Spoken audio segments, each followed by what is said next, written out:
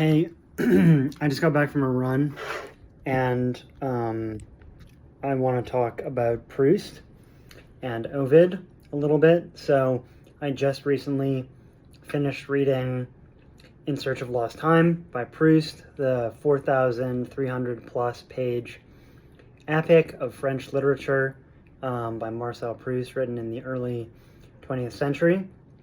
And one thing that kind of stuck out to me about this novel, I mean, a million people have said a million things about this novel, but one thing that kind of jumped out at me was Proust's vision of love and kind of the failure of love in the novel. So just to give a little bit of context, there are like the two main love stories in the novel are that of there's probably three. There's the love of, well, maybe four. There's a lot. There's a lot, and they all fail. They all fail. Yeah. So the first and the one that sort of dominates the early part of the text is the love story between Odette and Swann. So Swann is just pausing my notifications. Swann is like this really cultured guy who is really popular with the nobility and like the bourgeoisie in Paris, even though he's not like he's bourgeoisie, he's not noble, but he's very like popular with all the biggest houses, all the biggest salons in Paris, and he falls in love with someone named Odette, who is like not really that popular. People don't like her. People think she's like not really a good match for this like excellent man named Swann, but he kind of falls for her anyways, under the so there's some like social machinations and stuff like that by this one family, the Verdurins, who kind of gets Swann to fall in love with her, but the general sort of Parisian society doesn't super approve of this. So it's like kind of a hit against his social status for him to be with this woman first as her lover and then later as her husband. And somewhere in there they have a kid together. Gilberte is, I think, how you pronounce her name. But one sort of, there's this one famous quote of Swann's where he says, I've gone through all this trouble, like all this heartache for a woman who wasn't even my type. And it just sort of shows like through this and other moments of jealousy and regret, etc. It just kind of shows like how Swann, kind of like almost like randomly chose this person who he devotes all this time and all this energy to, and that like it kind of points to like the futility of love or something like that. So that's sort of the first love story. I decided to change the camera angle, so I guess I'll like put a picture in the first part or something behind the vertical video. Maybe I'll put a picture of like my copy of the books. So the second love story is well, let me just tell you what the other love stories are. There's two love stories that concern the protagonist, Marcel. Marcel is not a direct analog for Marcel Proust, although there are obviously a lot of similarities, but like, Marcel, the character, for a variety of reasons in the novel, is not supposed to be like an identical auto-fictional protagonist. He's not a one-to-one Proustian figure. So Marcel falls in love first with Gilberte, who is Swann's daughter. And that's the whole thing. And then secondly, with a young woman named Albertine, whom he meets at a beach town called Balbec. And his love story with Gilberte, Swann's daughter, is a failure, but his love story with Albertine is a catastrophe, basically. And then he has a few other abortive attempts at love with Oriane de Guermantes and with a few kind of like minor, sort of like not that important characters. But the real kind of romance that occupies like, or not occupies, but spans like multiple novels. So there's 7 volumes, and the love story with Albertine, if you can even call it a love story, is you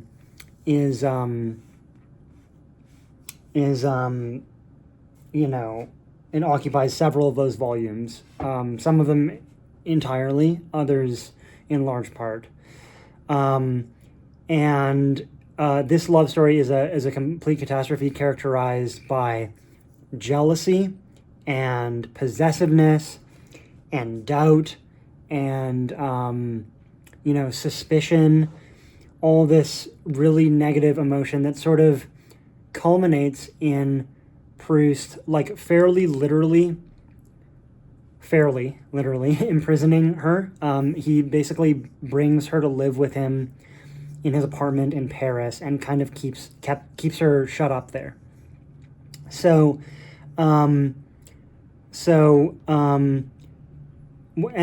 like the she's allowed to like leave and go out and stuff, but basically he's consumed by the suspicion that she is having affairs with women, and this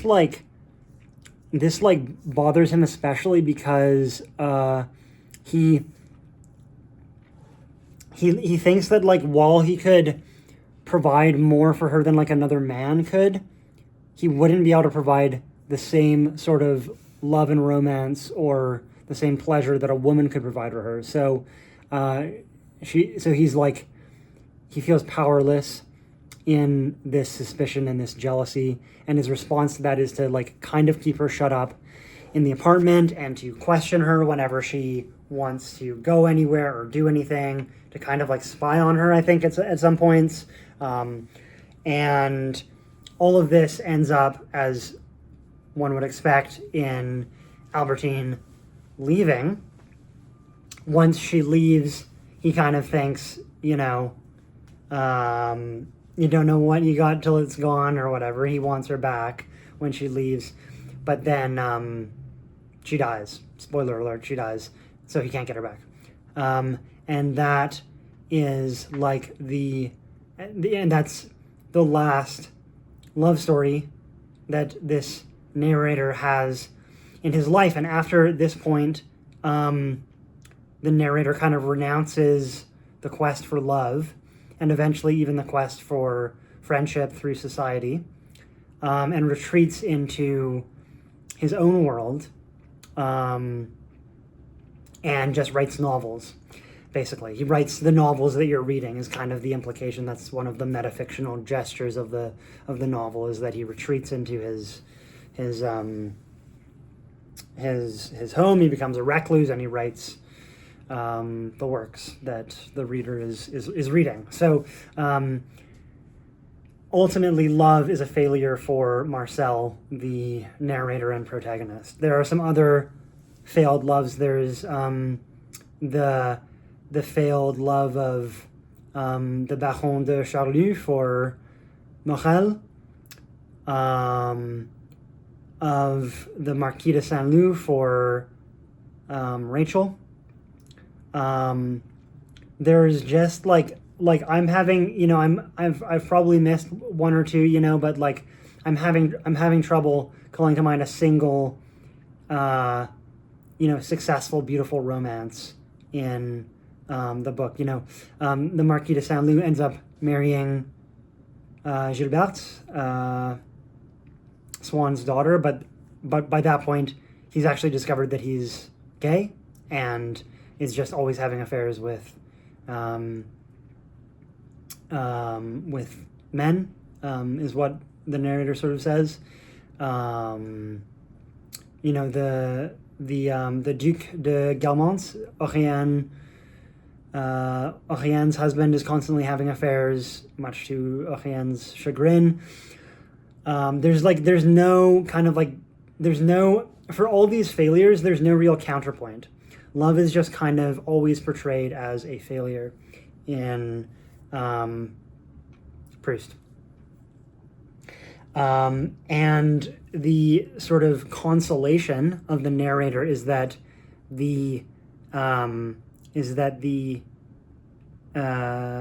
if love can't be achieved, then perhaps art and aesthetic beauty can be achieved in its place, and that is symbolized by the retreat of the artist into their seclusion to create a beautiful work of art where they couldn't create a beautiful life. We see this a little bit with the painter in the novel Elstir as well, who was once a great society figure but eventually kind of retreats to Baalbek to paint and to be alone. Although he does, I think that Elstir, for what it's worth, does have something of a successful relationship with his wife, if I'm remembering that correctly. So Proust's protagonist has a pessimistic view of love and an optimistic view of the power of literature to provide consolation and to provide a substitute or a surrogate for the feeling of love. Proust often laments that you can't ever really understand another person. You can't truly know them. And, maybe that's sort of what love is meant to be, is actually knowing another person, believing them, trusting them, knowing them. But Proust thinks that that's not possible, and ends up, with this pessimistic view of love, and with recourse only to literature, to another kind of art. I'm just gonna have a sip of my smoothie.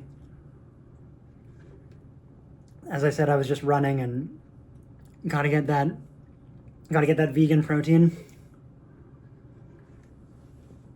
The smoothie is made with blueberries, spinach, vegan protein, and some oats and some alternative milk.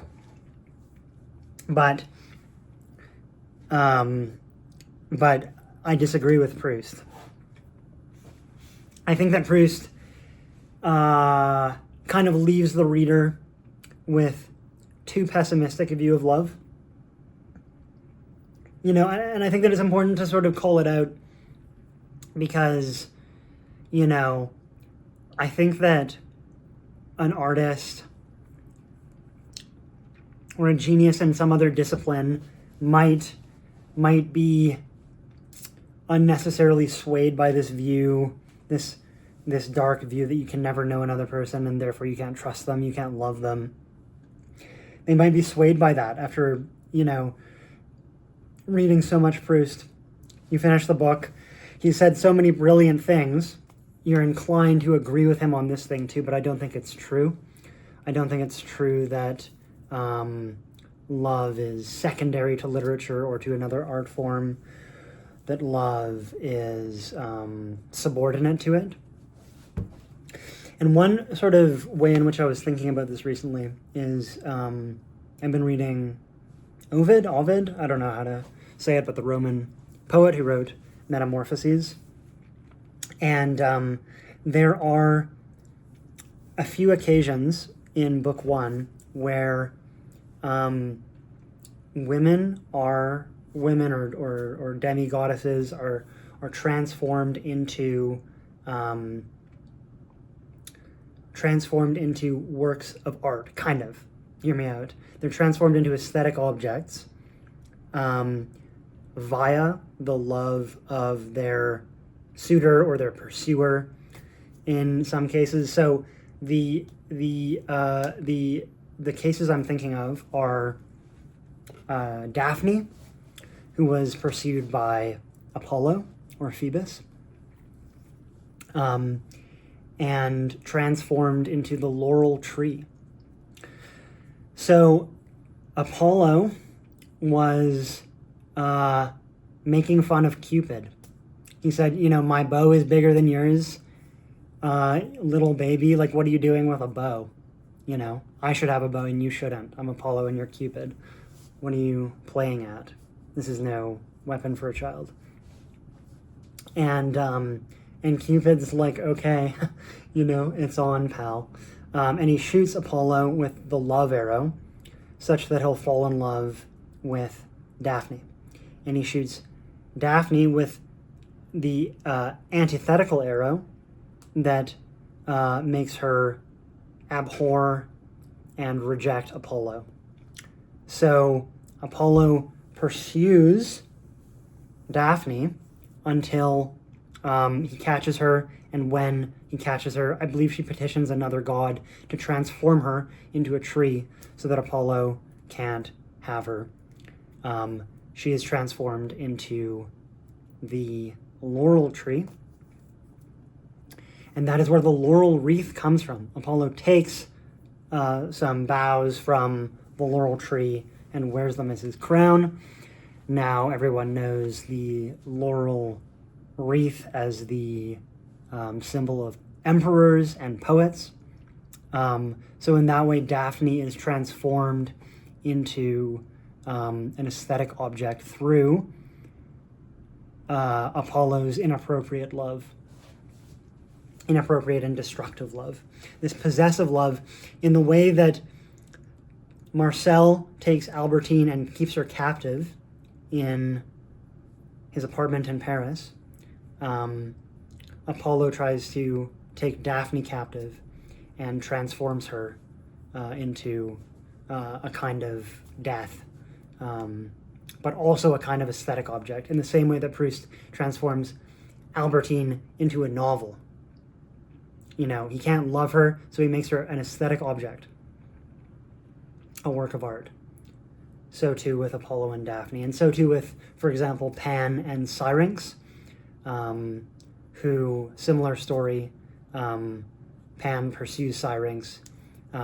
She's transformed by Nereus, I believe, the river god, or one of the river gods, into reeds in the river, and Pan fashions his reed pipe, the flute, out of Syrinx.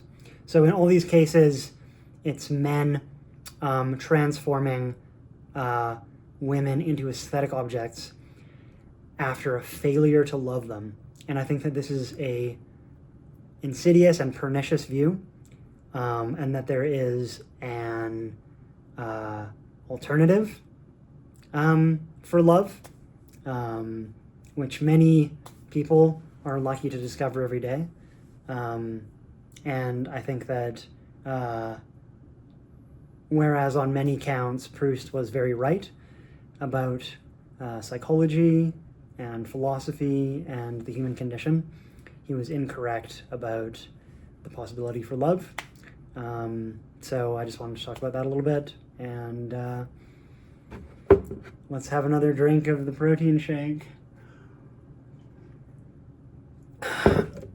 All the best.